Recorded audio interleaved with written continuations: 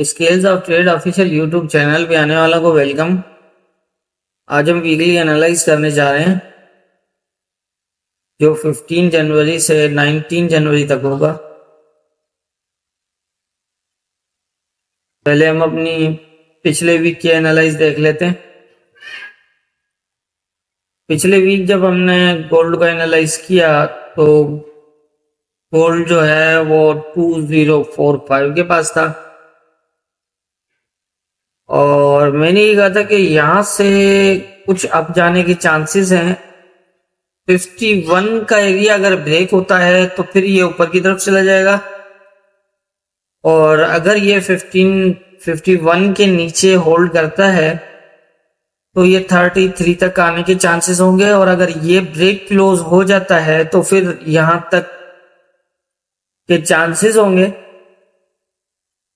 और ये एरिया जो है वो एज ए सपोर्ट रहने के चांसेस हैं। यहां से दोबारा बुलिश हो सकता है और अगर ये 51 से अप निकलता है और क्लोज करता है तो फिर जो है वो 2068 से 2075 तक जा सकता है। तो ये आप देखें कि यहां से ओपन था ये वीक और अपसाइड ये गया तकरीबन नियर अबाउट 2047 के आसपास गया और यहां से रिजेक्शन होने के बाद इसने अपना जो फर्स्ट डे का क्लोज था वीक का वो नीचे क्लोज किया और उसके बाद इसने वही नीचे का एरिया टेस्ट किया और ये मैंने कहा था कि इससे नीचे आप सेल मत करिएगा और अगर ये इस एरिया को ब्रेक भी करता है तो ये 2033 को टेस्ट करके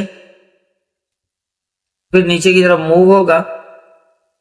लेकिन ये है कि आप देख सकते हैं इसको ब्रेक क्लोज नहीं किया और ऊपर फर्स्ट जो था किलो ब्रेक क्लोज था तो सेकंड में इसने आप शेडो बुलिश क्लोज भी दिया। इट मींस यहाँ काफी जो है वो स्टे करने के चांसेस होंगे और आखिर जो है वो ये दोबारा इसी वीक में फिर बुलिश हुआ और इसका 2033 के ऊपर कोई क्लोज नहीं लगा इसलिए बार बार अब जाके डाउन आता रहा और क्लोजिंग वाले डे जो है वो इसने ऊपर वाला जो टारगेट था हमारा 2068 का उसके आसपास जो है वो हाई लगाया 2063 का 2 का और वहां से जो है वो दोबारा नीचे आके 204849 के पास क्लोज किया। तो ये थी हमारी वीकली एनालिसिस और मार्केट की मूवमेंट।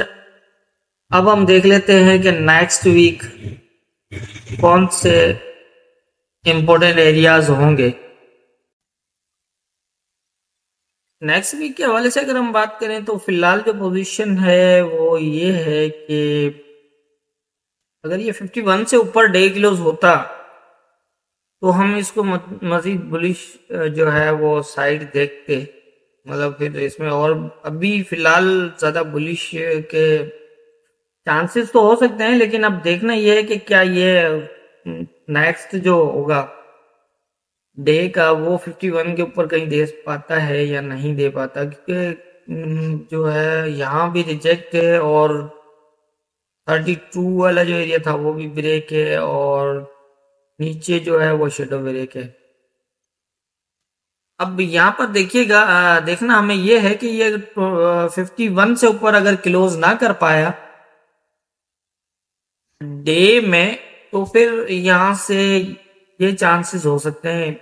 मैं फिलहाल लेवल तो नहीं लगा रहा यहाँ पर, लेकिन ये कि अगर ये 51 से ऊपर क्लोज करता है तो दोबारा सेम एरियाज होंगे। यहाँ से इसको प्रॉपर अगर रिजेक्शन होती है तो ये दोबारा फिर यहाँ तक आ सकता है। अब फिलहाल जो है वो यही इंपॉर्टेंट रहेगा 32 वाला एरिया जो ये है और अगर ये ब्रेक क्लोज होता है तो फिर मेरा ख्याल है कि इसके अंदर जो है वो दोबारा नीचे के एरियाज होंगे। एक सिचुएशन ये है और दूसरा ये है कि अगर ये 51 से ऊपर क्लोज करता है डे का, यहाँ से अगर डे क्लोज कर जाता है 51 से ऊपर तो फिर यहाँ पर फिलहाल सेलिंग जो है वो ना देखिएगा, थोड़ा सा एहतियात करना पड़ेगा हमें कि इस तरह जो है वो ये पोजीशन देता है। क्योंकि अगर ये 51 से अप अगर क्लोज करता है तो फिर यहाँ ये 75 तक जा सकता है, फिर ऊपर से जो है वो रिजेक्शन हमें देखनी पड़ेगी।